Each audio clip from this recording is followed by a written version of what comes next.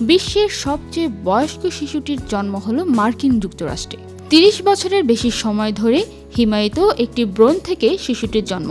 Ohio অঙ্গরাজ্যের লিন্ডস and team pears দম্পতি গত ২৬শে জুলাই এক পুত্র সন্তানকে স্বাগত জানান, থাডিয়াস ড্যানিয়েল পিয়ার্স। তারা মূলত ৬২ বছর বয়সী লিন্ডা আর্চার্ডের দান করা একটি ভ্রূণ থেকে দত্তক নিয়েছিলেন, যা ১৯৯৪ সাল থেকে সংরক্ষিত ছিল।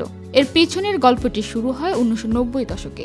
লিন্ডা আর্চার এবং তার তৎকালীন স্বামী সন্তান ধারণের সমস্যার সম্মুখীন হলে আইভিএফ পদ্ধতির সাহায্য নেন।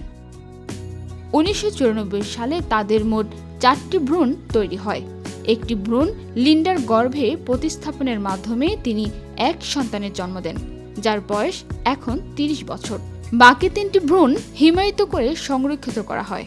নবজাতকের মা লিন্ডাসে পিয়ার্স বলেন, আমরা কোনো রেকর্ডস ভাঙার কথা ভাবিনি, আমরা শুধু একটি সন্তান চেয়েছিলাম। জন্মের প্রক্রিয়াটি একটু কঠিন ছিল, তবে আমরা দুজনই এখন ভালো আছি।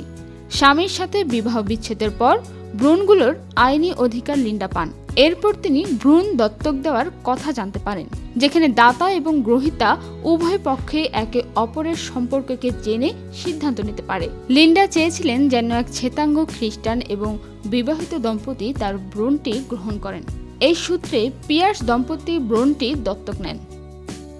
যে ফার্টিলিটি ক্লিনিকে এই ভ্রূণ প্রতিস্থাপন করা হয়েছে তার পরিচালক ডক্টর জন গর্ডন। তিনি সংরক্ষিত ভ্রূণের সংখ্যা কমানোর জন্য কাজ করছেন এবং তার বিশ্বাস প্রতিটি ভ্রূণেরই বেঁচে থাকার সুযোগ প্রাপ্য।